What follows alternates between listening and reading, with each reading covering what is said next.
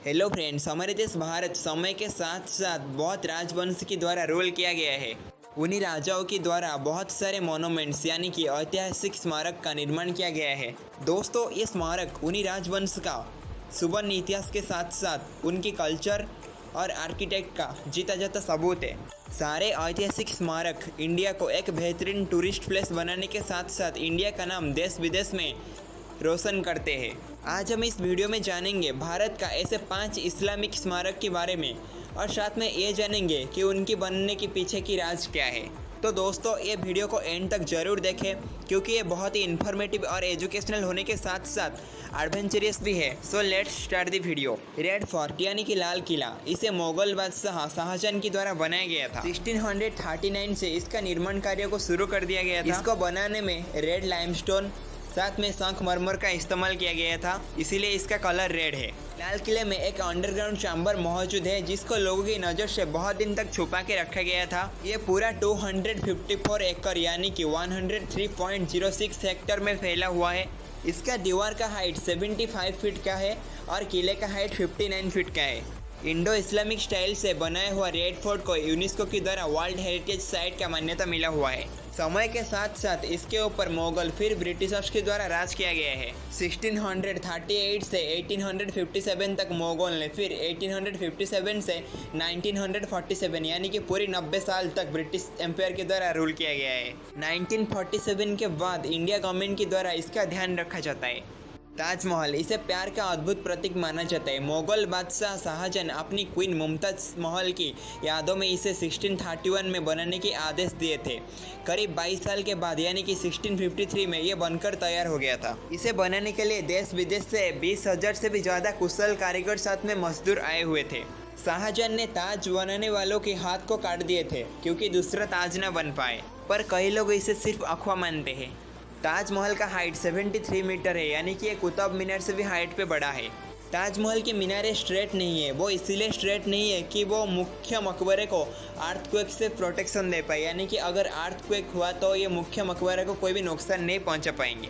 ताजमहल को बनाने के लिए दुनिया भर से 1000 से भी ज़्यादा हाथी पे प्रीसियस स्टोन को लाया गया था। इसे संगमरमर, Turkish, jasper, Lapis lazily, Z, crystal ऐसे 28 प्रकार की प्रीसियस स्टोन से बनाया गया था। ब्रिटिशर्स के टाइम पे उन्होंने ताजमहल से कुछ प्रीसियस स्टोन को निकाल के ले गए थे। दोस्तों, जैसे आप ताजमहल की सबसे बड़ा दरवाजे से एंटर करेंगे, दरवाजा पर एक सुलेखा आपका स्वागत करेगा।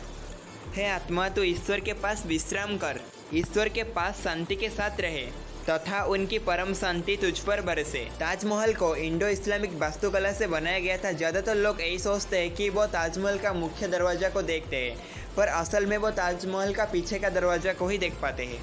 दुनिया भर में कई देशों में भारत की शान ताजमहल का नकल पर बनाया हुआ इमारत मौजूद है, जैसे चाइना, कोलंबिया और बांग्लादेश। और ऐसे ही एक इमारत हमारे देश भारत में भी मौजूद है जिसे बीबी का मकबरा कहा जाता है। ये मकबरा महाराष्ट्र का औरंगाबाद में मौजूद है।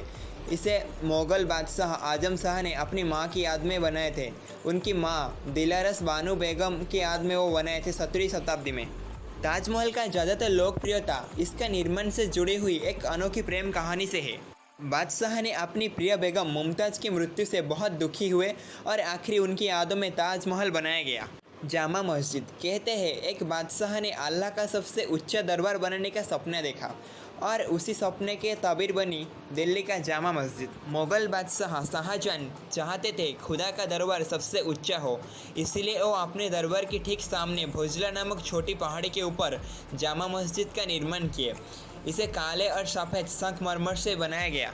पहले इसका नाम मस्जिद जहानमा था, जिसका मतलब पूरी दुनिया का देखने वाली मस्जिद। इसका बड़ा आकार के कारण बहुत सारे लोग एक जगह में जमा होने लग गए, इसीलिए इसका नाम जामी मस्जिद हुआ।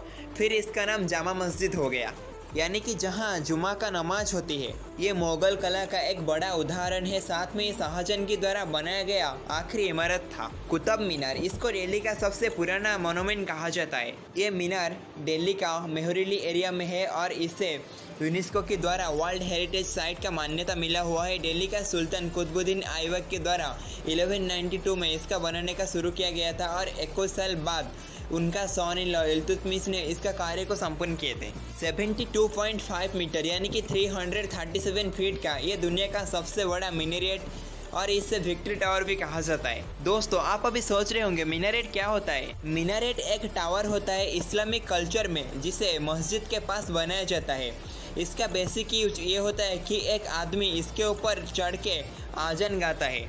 उसे सुन के लोग मस्जिद में प्रेयर करने आते हैं। पर कुतुब मीनार में ऐसा करना मुश्किल है क्योंकि उसका हाइट बहुत ज़्यादा है। उसके ऊपर कोई चढ़ के चिल्लाएगा तो भी नीचे तक आवाज़ नहीं आएगा। इसे विक्ट्री टावर इसीलिए कहा जाता है क्योंकि विदेशियों ने भारत पर आक्रमण करके आखिरी हिंदू राजा को हरा के उनका सल्तनत को स्थापित किए थे। चार मीनार, यह हैदराबाद का शान और फैशन है। इसे 1591 में सुल्तान कुली कुतुब शाह के द्वारा निर्माण किया गया था। कुतुब शाह ने एक दुआ किए थे, अगर प्लेग बीमारी से लोगों को मुक्ति मिलेगा तो वो मस्जिद बनाएंगे। उनकी ये वादा को निभाते हुए चार मीनार को बनाए थे। इसे बनाने के लिए ग्रेनाइट, चूना पत्थर और संगमरमर का बहुत मात्रा में इस्तेमाल किया गया था। ये इमारत 20 मीटर ऊंची है। इसे यूनेस्को का वर्ल्ड हेरिटेज साइट का मान्यता मिला हुआ है। इसे पर्शियन आर्किटेक्ट के द्वारा हैदराबाद सिटी के सेंटर में बनाया गया था। दोस्तों, अगर आपको ये वीडियो अच्छा लगा तो प्लीज़ वीडियो को लाइक कीजिए और साथ में हमारे चैनल को सब्सक्राइब कीजिए ताकि आप हमारे साथ जुड़े रह सको और अगला अपडेट आप तक पहुँचे। इसलिए आप प्लीज़ बेल आइकन को ऑल पे ज़रूर सेट कीजिए।